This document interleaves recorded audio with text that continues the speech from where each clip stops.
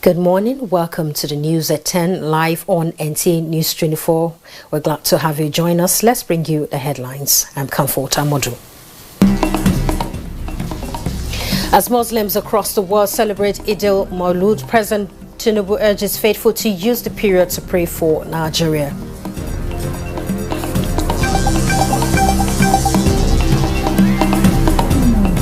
The committee approved the nominations of Olayemi Cardoso for the position of Governor of Central Bank of Nigeria. This confirms Michael Cardoso as CBN Governor and 4 other deputies.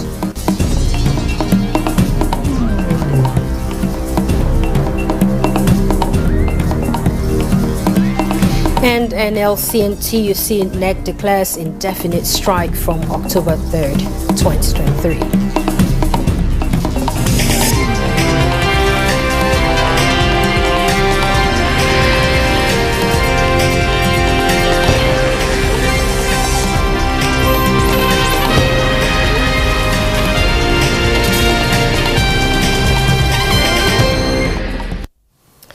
We'll begin with Eid al-Mawlud, a day set aside to honor the birth of the Holy Prophet of Islam, Muhammad, peace be upon him.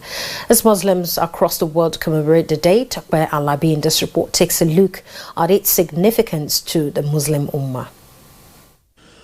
وما محمد إلا رسول قد خلت من قبله الرسل.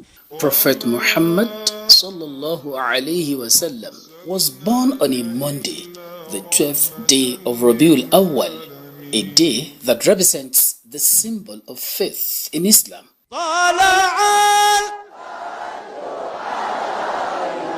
Not all Muslims celebrate Eid al-Mawlud, while some honor the Holy Prophet Muhammad by commemorating his birthday with open-air services. Some are opposed to the idea of celebration as they believe the Prophet did not celebrate his birthday during his lifetime. All good things which we are practicing, he brought it to us. According to Islamic history and traditions, what the Prophet did was to fast on Mondays to mark his birthday and on Thursdays as the day he was called to prophethood. Indeed, Sallallahu Alaihi Wasallam used to be passionate on anybody who wants to ridicule a black man among them. Because there are black men among his companions, especially Bilal. In fact, he encouraged Sayyidina Abu Bakr to emancipate Bilal from slavery. Compare it with our present situation. A little thing now, you are Hausa, you are Igbo, you are Yoruba, you are Urobo. This is quite contrary to the teachings of Islam and the teachings of our noble Prophet Muhammad. He was caring for the women. He taught everyone to relate with one another the way we should, with compassion, with love, with care, with justice. But unfortunately these days, that is not what we see. This is the best time for us to demonstrate the qualities and teachings of the Prophet ﷺ so that our nation will be greater and greater and our problems will be solved and they will have divine intervention from Allah subhanahu wa ta'ala.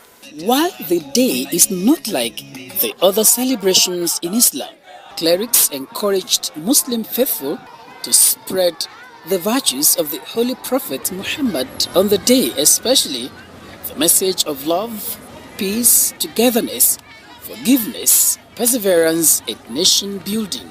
Tokpe Alabi, NTA News. And President Bola Ahmed Tinubu congratulates Muslims in Nigeria and beyond on this year's Eid al-Mawlud celebration, urging them to live by the teachings of Prophet Muhammad. In a statement, the President notes that beyond celebrating the Holy Prophet's birthday, the period should be used for deep thoughts, fervent prayers, and deliberate efforts to adhere to the teachings of Prophet Muhammad as great lessons of devotion, perseverance, tolerance, humility, and selflessness can be learned from the life of the Prophet. The President also urges religious leaders and Muslims celebrating the Maulud festival to use the period to pray for the nation as the government takes all necessary measures to make the country secure and economically viable. Also, the Vice President, Kashim Shettima, has wished Muslims a happy and remarkable Eid al-Maulud to mark the birth of the Holy Prophet, peace be upon him, whose teachings predominantly on tolerance, sacrifice, peaceful coexistence, and abstinence, honesty and generosity are engraved in our hearts. He implored all Nigerians to keep faith with the renewed hope agenda of President Bola Ahmed Tinubu's administration, which is targeted at making a difference in the lives of Nigerians. The Vice President expressed belief that with mutual commitment and joint efforts, Nigeria will surmount every setback and collectively work and march hand in hand to its rightful place and position amongst Committee of Nations. Similarly, President of the Senate, Senator Godswill Akpabio, has felicitated with the Muslim Ummah on the occasion of this year's Maulud, describing it as another opportunity to reminisce on the virtues, legacies of the Holy Prophet. A statement from his special advisor on media and publicity, Esemi Eibo, the Senate President, said Prophet Muhammad left behind positive remarks on humanity and urged Muslims to emulate that, noting that the need to be supportive of authority. Senator Akpabio enjoined the faithful to increase their prayers for leaders and for the nation. President Bola Ahmed Tinubu has approved payment for 12 attack helicopters for the Nigerian Army Aviation. Defense correspondent Ismail Musa reports that the Chief of Army Staff, Lieutenant General Taoreed Lagbaja, announced this at the Maiden Nigerian Army Aviation Seminar, which held in Abuja. Dynamism in the nation's threat environment led to the commencement of the process of re-establishing the Nigerian Army Aviation. The Army Aviation is usually equipped with helicopters and fixed-wing aircraft to improve ground troops' agility and responsiveness while contributing to the success of a joint operation. So far, Army pilots, aircraft engineers, and other ground crew have been trained.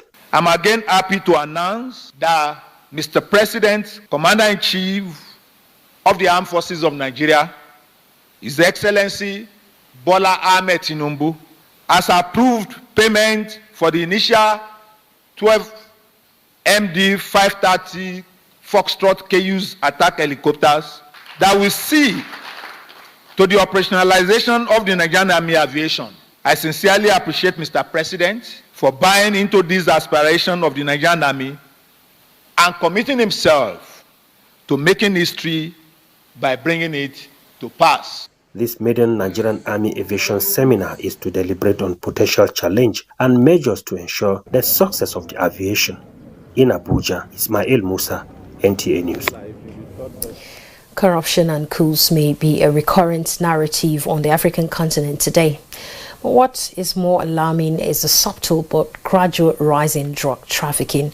This is part of the reasons heads of national drug law enforcement agencies in Africa, alongside the Office of the United Nations on Drugs and Crime, gathered in Abuja to discuss and dialogue on strategies to win the war on narcotics. Daniel Adere was there.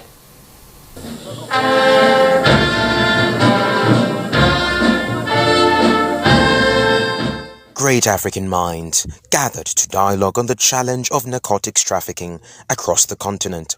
From the sub-Saharan parts of West Africa to the desert sands of the North and East Africa and the cold regions of the South, Africa's strength and resolve in the fight against drug trafficking is here fully and ably represented.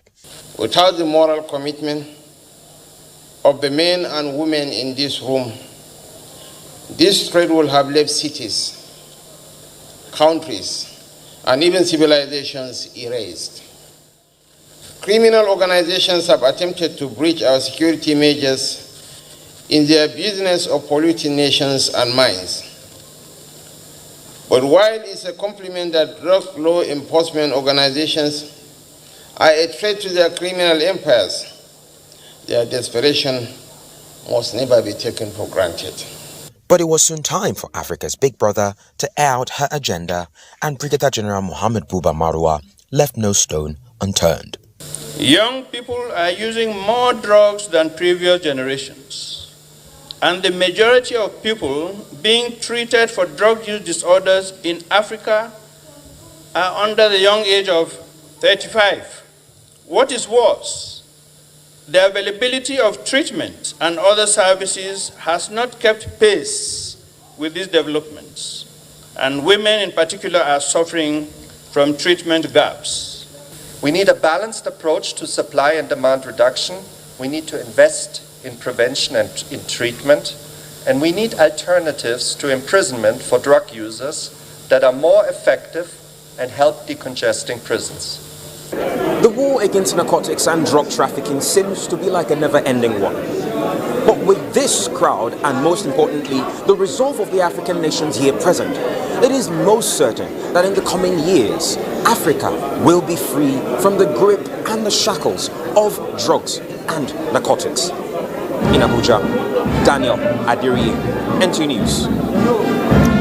In other news, Senate has on the first day of reconvening plenary confirmed Michael Olayemi Cardoso as the governor of the Central Bank of Nigeria, also confirmed are the 4 deputy governors as requested by President Bola Ahmed Tinubu. National Assembly correspondent Lami Ali brings us more details on this. The committee approved the nominations of Olayemi Cardoso for the position of Governor of Central Bank of Nigeria. The expeditious confirmation hearing, which lasted for many hours, had lawmakers interrogating the personalities appointed to steer the activities of Nigeria's apex bank for the next 5 years. Questions dwelt on the current state of the naira and the skyrocketing inflation, among other financial matters. What kind of mechanism are you going to put in place that will deal with all the distortions that we have in all of these price stability indices today? The exchange rate is climbing every day. If we really want to save our scarce foreign exchange, then we have to develop our local industries. Why do we continue to depend on petroleum importation when we can refine? How will you ensure that the internal control mechanism of the bank is strengthened in a way that such infractions will never occur again? The appointees Michael Cardoso, Usoro, Muhammad Abdullahi, Philip Ikazo and Bala Bello gave assurances that they are in possession of a roadmap that would lead to financial stability and economic recovery. You're concerned about the value of the naira, and once we can build that competent back through good corporate governance, culture of compliance, I'm certain that we are headed in the right direction, and the pains that many Nigerians have felt over the years in due course will be something of the past. So 7% growth rate will allow us over a 10-year period, 8-year period, to double the economy based on the mathematical rule of 7. To ensure that we change the narrative in the Central Bank of Nigeria and the economy as a whole. Thank you. The lawmakers noted that in the past, CBN got involved in businesses it had no business with and expressed the hope that the new team would be innovative. Also transmitted to the Senate by the President are 2 other communications seeking confirmation of the board and management members of the Niger Delta Development Commission and the appointment of Delu Bulus as National Coordinator of the National Social Investment Program Agency. President of the Senate, Godswill Akpabio, while welcoming lawmakers from the annual recess, emphasized the need to work with the executive arm of government with diligence and commitments to address challenges in Nigeria for the good of the citizens. In the coming days and weeks, we will address pressing issues, debating, legislating, and striving to find common grounds that will move our nation forward, and we shall have to do all those things expeditiously. Plenary has been adjourned to October 3rd, 2023. From the National Assembly, Lami Ali, NTA News. News at 10 is broadcast live on NTA News 24. More stories ahead. Stay tuned.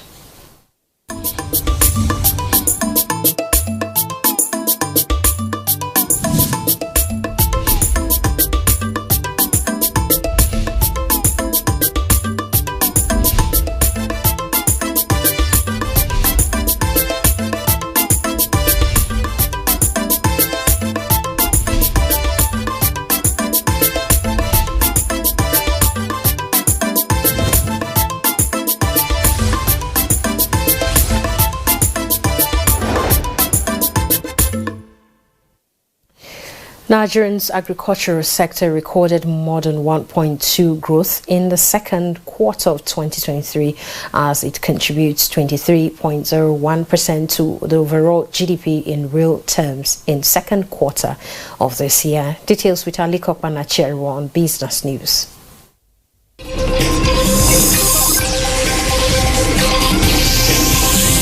The National Bureau of Statistics says the agriculture sector grew by 1.50%, an improvement from the growth of 1.20% recorded in the second quarter of 2022.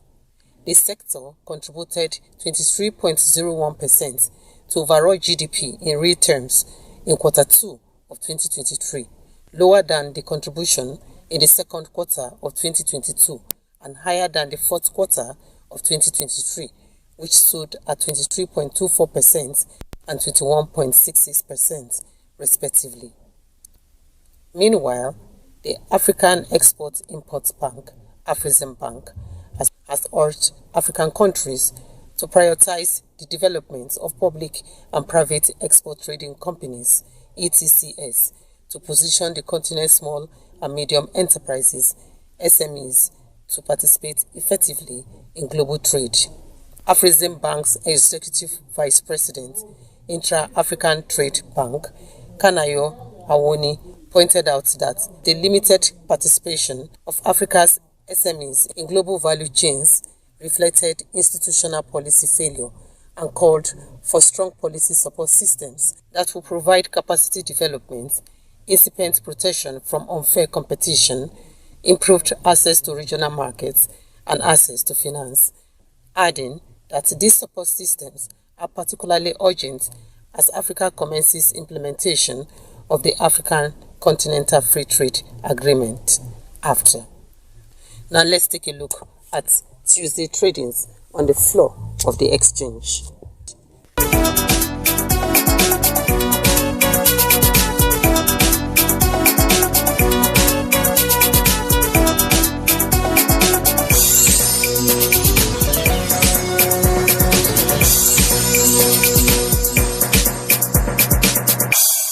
With business news, Alika Opanachi Arua.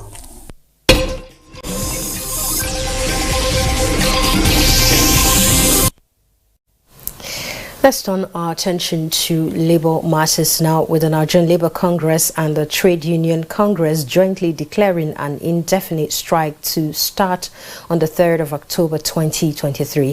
NLC President Joseph Ajaero and his TUC counterpart Festus Osifo made the declaration at a press briefing in Abuja. Joseph Hussain reports.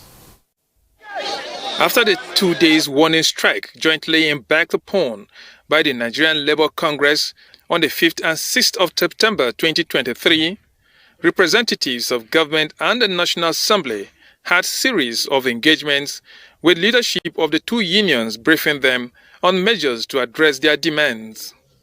In any substantial way. But the unions feel government efforts to provide palliatives to reduce hardship occasioned by the removal of petrol subsidy are not pragmatic enough.